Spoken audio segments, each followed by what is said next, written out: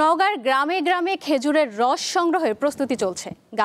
গাছ পরিষ্কার পরিচ্ছন্নতায় ব্যস্ত সময় পার করছেন গাছিরা। তবে খেজুর গাছ কমতে থাকায় হতাশ তারা।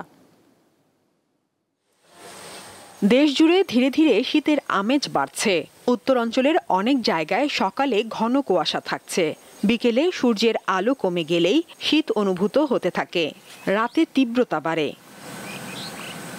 প্রকৃতির এই পালা বদলে শীত এখনো জেকে না বসলেও খেজুরের রস সংগ্রহ করতে প্রস্তুতি শুরু করেছেন নওগাঁর চাষিরা। খেজুরের গাছ এখন আমরা পরিষ্কার পরিচ্ছন্নতা করছি, দিনা 10 পর থেকে রস নামা শুরু হবে। এখন হাসি দিয়ে ধরে পরিষ্কার করছি, তারপরে বাটাল দিয়ে লাগাবার রস নামাবো, রসের আবার গুড় বানাবো।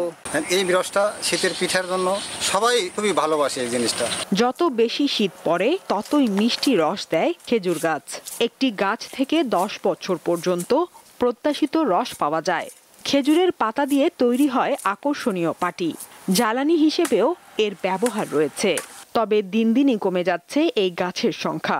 গাছ মনে করে অল্প বয়স হচ্ছে, লাগাচ্ছে, মরে যাচ্ছে, কমে যাচ্ছে। তার পরিবর্তে আরো গাছ লাগানো উচিত। বয়স হয় গাছটা লাগালে সে গাছটা লাস্টিং করে, রস ভালো হয়। দিন যাচ্ছে গাছ যাচ্ছে কমে, রস সংগ্রহ হচ্ছে না, আবার নতুন গাছ লাগানো লাগবে। নওগাঁ শহরে আমাদের প্রায় 40 হেক্টর জমিতে খেজুর গাছ লাগানো আছে, আমাদের সরকারি হিসেব যেটা।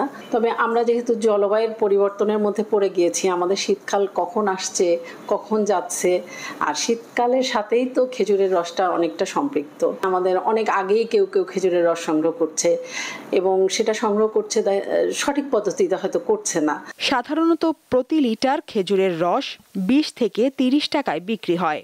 আর এই রস থেকে তৈরি প্রতি কেজি গুড়ের জন্য গুনতে হয় 150 থেকে 190 টাকা। দীপ্ত, বার্তা কক্ষ।